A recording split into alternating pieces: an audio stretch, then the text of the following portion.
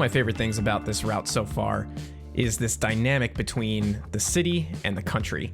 And it kind of really represents me, I guess, as a person, and this sort of bit of part of my personality that really likes the city and the other part that really likes the country. And in this map, I'm kind of getting the best of both worlds. So that's from my point of view as a living person, but it's also really great from the point of view of a modeler, because with this route, I'm able to have the best of both worlds, really. I'm able to model these really detailed downtown scenes, these very gritty downtown scenes, as well as doing these kind of rolling countrysides and rolling farmland, which I love both of them. So here in episode number 7, we're going to be expanding westward a little bit further. We're going to spend some time going out into the mountain range a little tiny bit and completing this farmland in the first half of this, the first segment of this video here. So the very first thing, as you can see, is that I'm adding some more of these windbreaks. That's actually the technical term, I guess, for these tree lines in between the farmlands. And from my understanding is that they came around during the Dust Bowl in the 1920s, 10s and 20s and 30s, to prevent wind erosion on farms that were out west. So a little piece of history there for you. So I'm adding some of these in and just trying to fill out the scene a little tiny bit more. And you know, the thing that's really fun with doing these countryside scenes is that there's a limited amount of detail that you can put in, but it's also very different. So it depends. There's a variety of things that you can kind of bring into each scene. So it could be more shrubberies, a variety of trees. It could be some debris on the ground. It's different types of debris that then would be in the downtown scenes. Obviously, much less garbage and that sort of stuff. But there's still going to be some details and stuff like that you can add around to actually bring a scene to life like this. A lot of road signs. We got some fences here. And obviously the way that the roads are laid out as well.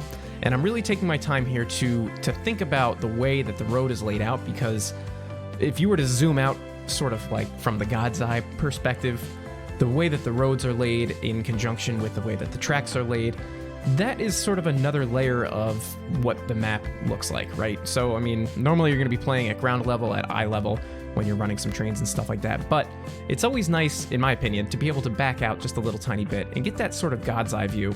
And it kind of reminds me of like when you're flying in an airplane and you look out the window and you can kind of see everything down below and the layout of the roads and just the infrastructure below as a whole.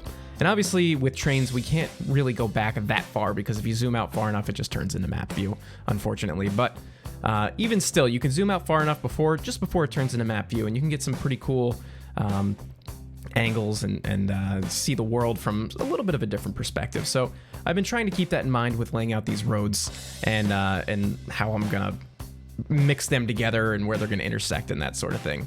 But also still bearing in mind exactly where to draw the line with areas that I'm going to model and where I'm going to stop modeling. So I always talk about how I have a hard time deciding like where to kind of just stop with the model. You know, I want to detail everything, including scenes that are way far away from the main bit of the train tracks, and just get as much detail in there as possible. And it's really not totally necessary. So I'm kind of putting borders in my head, and sort of physical borders as well. And I'm using the roads as a way to create these borders, these scenic dividers, especially at the left and right side, which would be the north and south side of the map. If you joined me for my most recent live stream, I kind of did a little God's eye view, and you can see that in most areas, the map is only about 3, 4, maybe at the most 5 tiles wide. So when you're that narrow, it's kind of important to wrap up your scene and make it feel as cohesive as possible without having a hard edge to it. Like, this isn't a model railroad. It's supposed to feel like the world continues to go on even outside of your point of view. So we have to sort of engineer the horizon line in the proper way to give that sort of illusion. And I'll get into that in this video actually in a few moments. But at this point, I'm still working in some scenery here. I probably could have cut some of this out because you've already seen me do some of this stuff. But something to note about these shrubs, and I've said it before, is that I'm kind of getting bored with them. They're very big. I want some smaller shrubs. I miss the old, I don't even remember who made them, the old shrubs that I used to use on the P&B.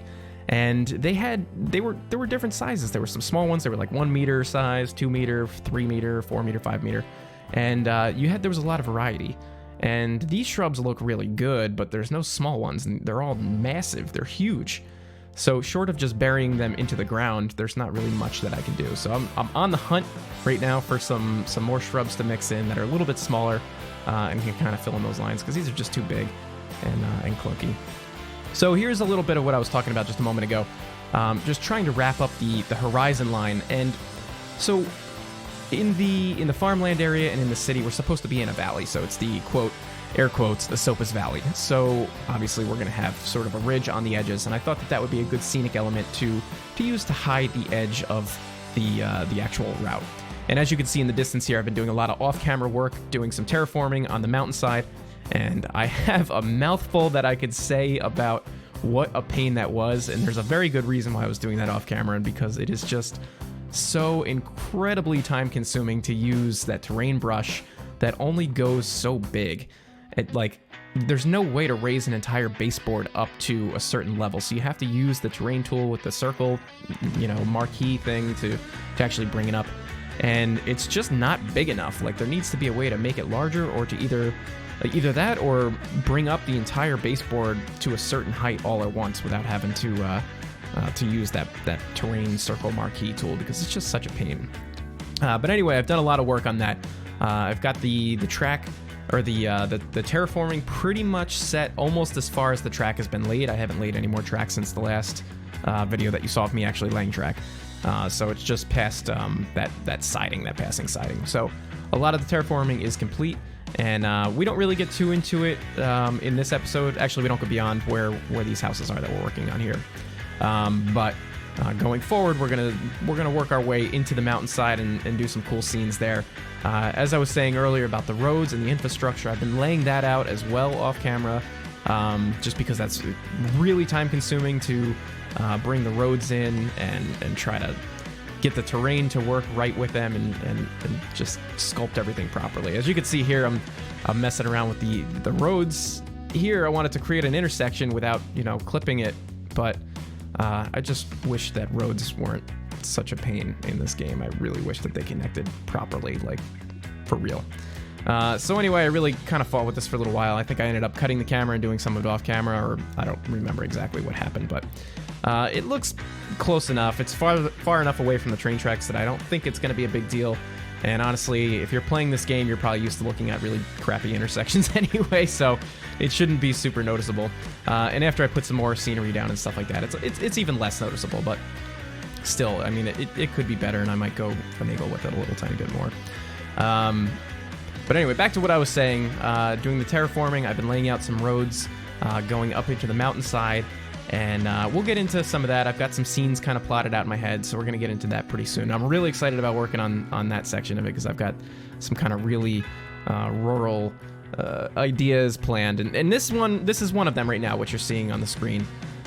This is sort of the beginning segue going from the farmland into even more rural terrain. So we're going out into the woods now.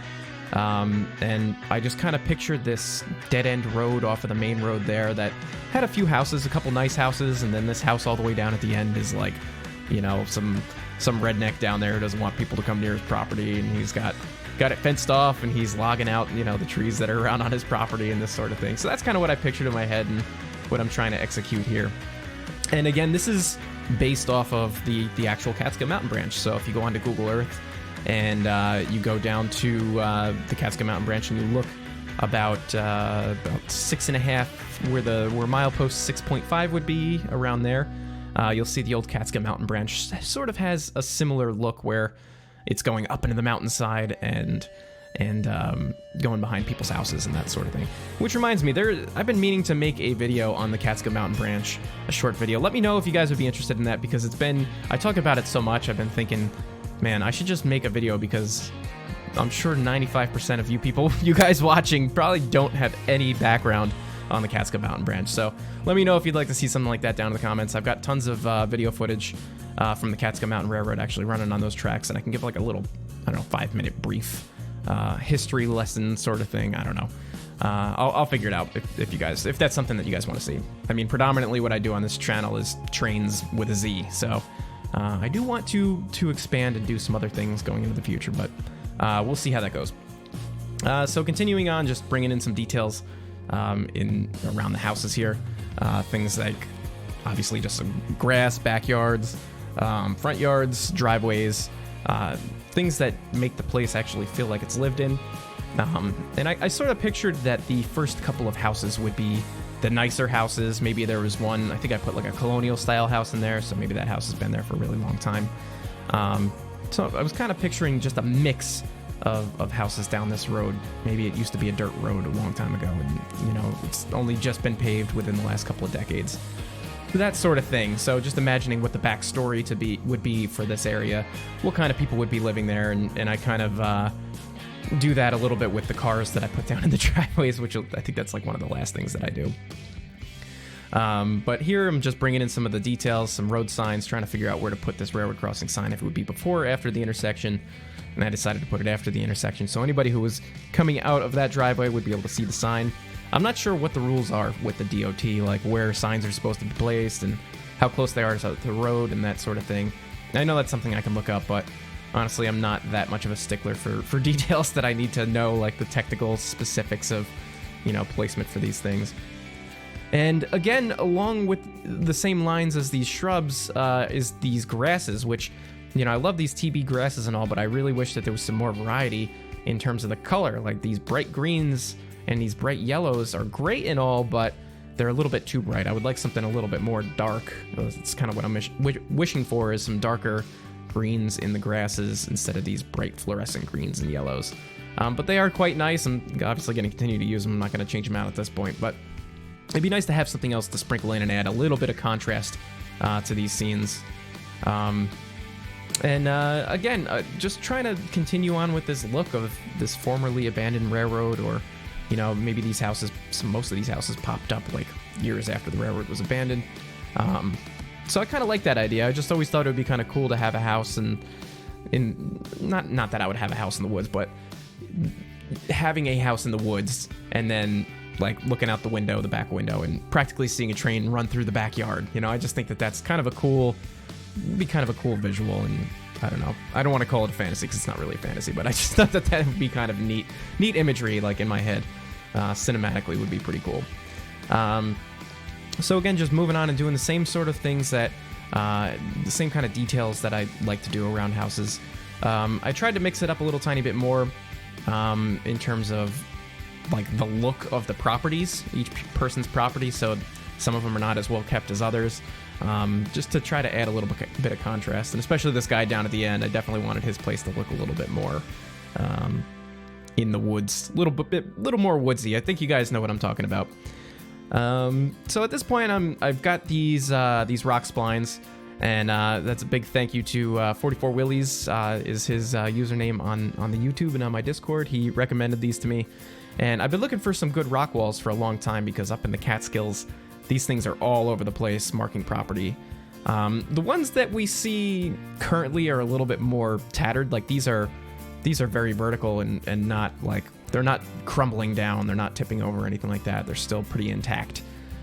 So, you know, they look good and they serve the purpose. I wish I could find one that was a little bit more of like a rock pile that was a little more uneven, but I tried to get the effect that maybe some of the stones were falling out of place by putting down a few stones here and there, adding a little bit of that detail, a little bit of that contrast around it.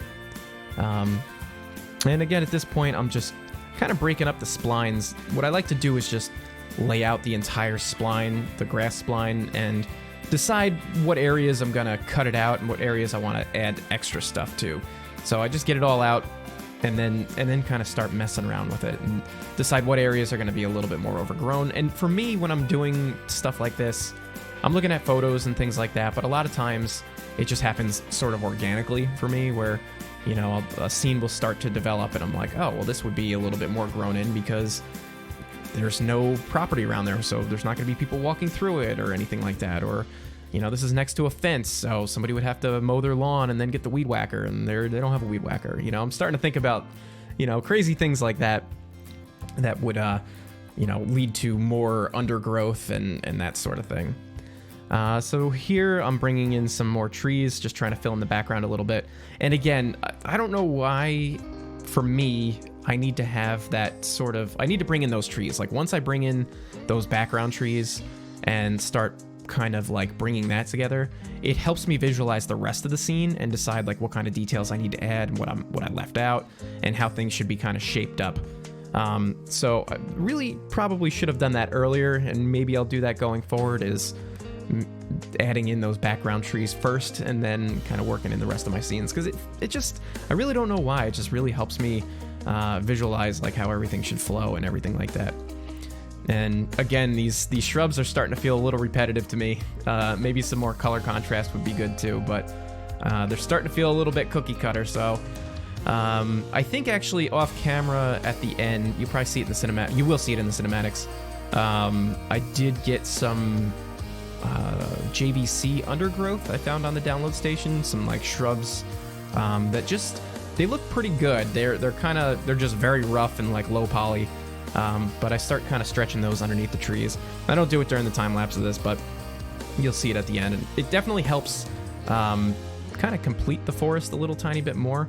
And that's like one of my biggest gripes with the speed trees and even with some of these billboard trees, is that you can stack them up and try to make a forest, but it just doesn't feel dense. Like you need a lot of undergrowth, and it's really difficult to get that, especially with the speed trees. They just don't fill out like a forest, or they don't fill out an area quite like the billboard trees, but neither of them really do the job entirely by themselves. So you do need to add some kind of undergrowth, some scrub brush or grasses and stuff like that. And again, there's like a really fine line between adding a ton of it and not having enough of it, and I don't really know where that line is. I'm still trying to feel it out, but that's my sort of feelings on there.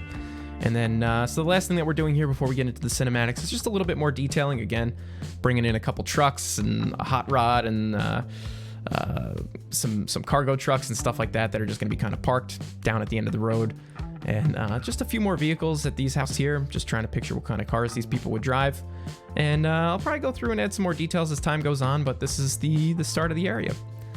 And then that's going to bring us into our cinematics. So I'd like to thank you guys for joining me once again for episode number 7. I hope you guys have been enjoying the series. If you have, please leave a like and leave a comment. And if you're interested, I have launched a Patreon, and you can go over there and help support the channel. And if you're not interested in that, please take a moment and watch the Patreon video, the launch video, at the very least, to get an idea of where I'm going to go with the channel and the plans that I have going forward. So that said, thank you guys for watching once again. I'll see you in the next one.